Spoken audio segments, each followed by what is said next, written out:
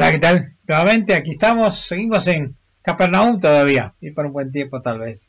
Pero la sesión número 9. Aquí vamos a mirar una de las cosas, digamos, fundamentales, podríamos decir, de este ministerio de Jesús. Jesús llama a sus discípulos. Y aconteció, aquí está la lectura, en aquellos días que fue al monte a orar, no sabemos exactamente cuál, pero el tema es que va a un monte a orar y pasó la noche orando a Dios. Aquí hay una cosa muy importante que está mencionado en esta parte de las Escrituras, que Jesús él tiene que decidir qué equipo va a acompañarlo. Vamos a mirar por la cifra.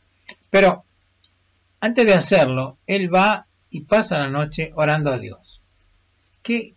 A ver, si Jesús lo hace, ¿qué más tendríamos que hacer nosotros, ¿no?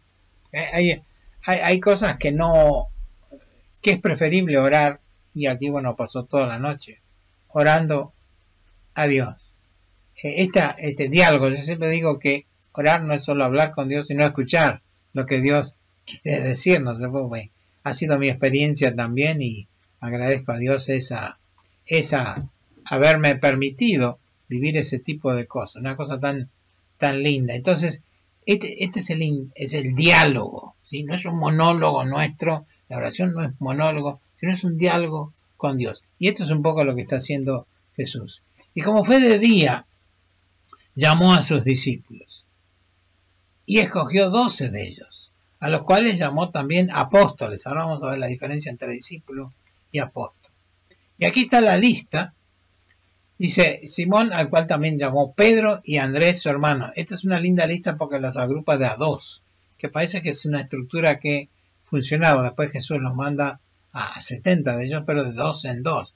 Esta estructura se ve muy clara en esto. Jacobo y Juan, que son Boanerges, hijos de trueno. Felipe y Bartolomé. Mateo y Tomás. Mateo es el Leví, el que cobraba impuestos. Tomás el que dudaba. Jacobo, hijo de Alfeo. Simón, el que se llama el Celote, que eran, digamos, de toda la extrema que quería deshacerse del imperio romano, realmente tipos de la pesada, podríamos decir. Judas, hermano de Jacobo, y este otro Judas Iscariote, que también fue el traidor. Interesante cómo se incorporó. Jesús lo llamó a él, ¿no? Qué misión terrible que tenía que tener, pero bueno, Jesús llamó a este equipo de 12. Esto está según Lucas, que es el que hace esta agrupación de 2 en 2. Ahí está el discípulo. El discípulo es, bueno, aquel que sigue a un maestro, pero el apóstol es aquel que es enviado, ¿sí? Ahí está claramente la diferencia. Entonces, hasta ahora, y en realidad siempre serán discípulos en el sentido que siempre están aprendiendo, pero ahora son enviados, por eso son apóstoles ahora. Qué bueno que dicen cómo van tomando de la mano ahí, como si fueran alumnos de una escuela, después de un jardín parece esto, ¿no? A ver, como dice Pablo, dejemos la leche así para los más chiquitos, vamos a comer algo más en serio, ¿está? O sea, nuestra vida cristiana, podemos estar toda la vida como discípulos, ¿no? Siendo llevados de la mano. Pero el tema se vuelve cuando ya, como el caso de estos hombres, apóstoles, ¿no? Enviados. Qué bueno que es este concepto de, una vez que te envían, bueno, fuiste, ya tenés que enfrentarte. Es como quien siga a los padres, ¿no? Y después ya tiene que enfrentarse a la vida. Y uno ahí tiene que aprender un montón de cosas porque te enfrentas vos a eso. Puedes tener muchas armas, muchos elementos, muchas herramientas que se te van dando a través del tiempo, de los padres, si no todo lo más, por ejemplo, la iglesia. Pero a veces cuando es enviado, que fueron los misioneros, por ejemplo, Saulo y Bernabé y todo lo que siguió después hasta nuestros días. Qué hermosa esta cosa distinta. Así que estos 12 no son ya más discípulos, sino que ya van a ser apóstoles. Y el lugar de origen de los discípulos o apóstoles es importante porque ahí tenemos a Capernaum de un lado, el círculo de este lado de la izquierda, pero el círculo de la derecha es el pueblo de Betsaida, mencionado también en las Escrituras, porque 5 de ellos, Pedro, Andrés, Jacobo, Juan y Felipe, son de Betsaida. ¿sí? Originalmente son de Betsaida. Vivían en Capernaum, se trasladaron, porque resulta que donde Betsaida es como otra provincia, es otro país en realidad, gobernado por otro rey que era Felipe. Y ellos al pescar ahí, en esa zona, con el mismo lago, o mar de Genesaret, tenían que después llevar su pescado seguramente a Capernaum, porque parece que tenían una estructura mejor comercial. Entonces tenían que pagar el impuesto, se lo pagaban a Leví y Mateo, que estaba ahí cobrando los impuestos.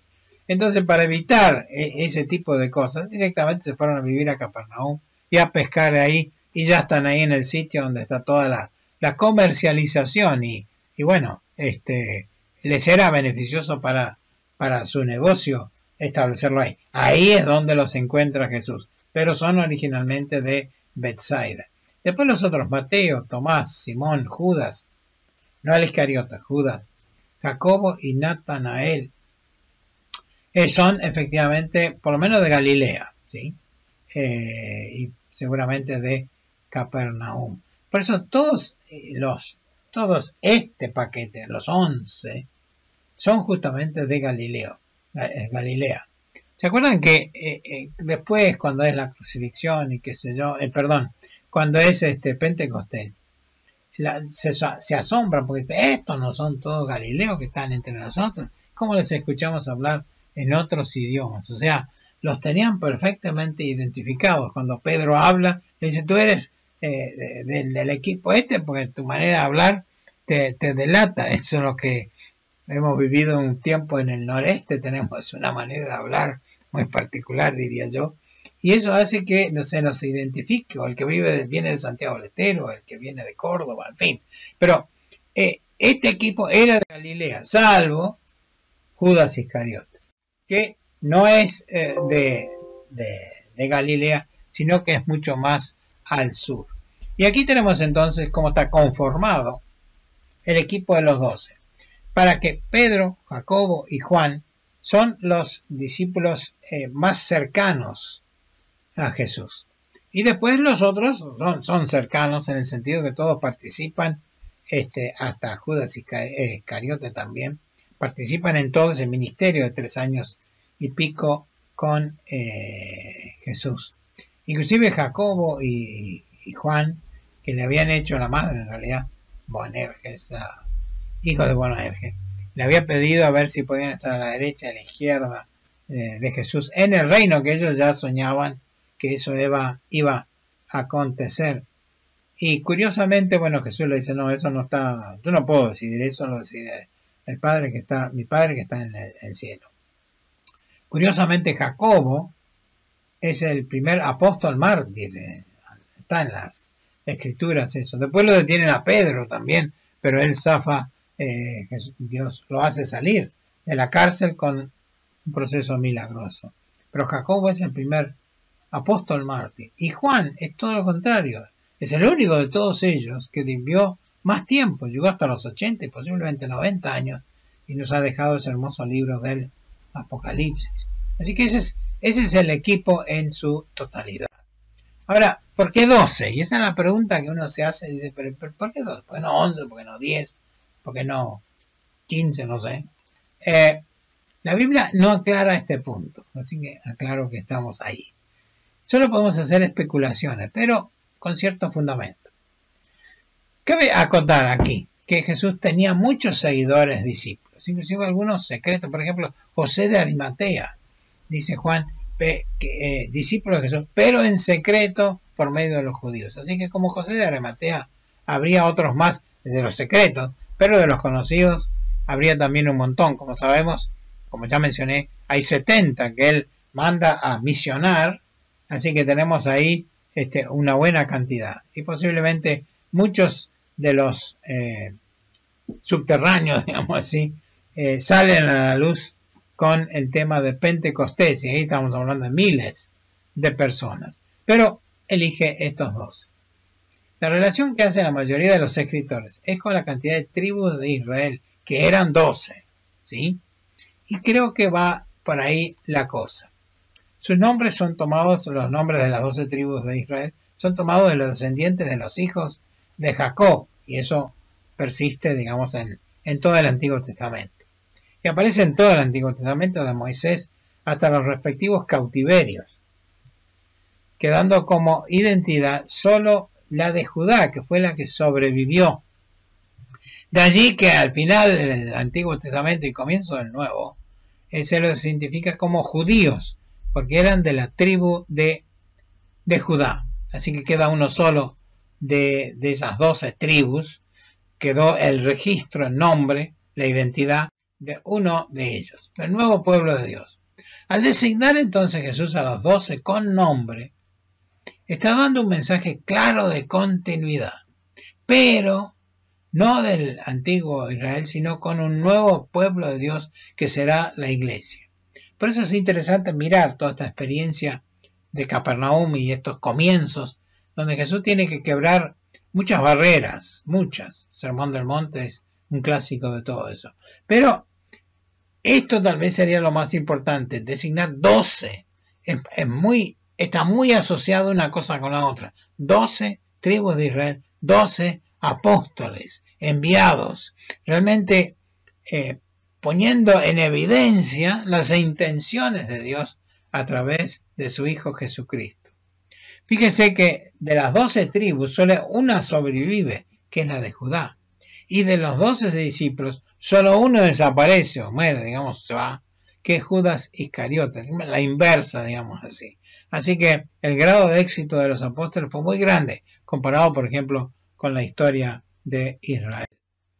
La Nueva Jerusalén, y aquí vamos concluyendo, tal vez la mejor vinculación entre las 12 tribus y los 12 apóstoles es la descripción que Juan, justamente ya de 80 o 90 años, hace de la Jerusalén celeste en Apocalipsis, ya cuando va terminando el Apocalipsis.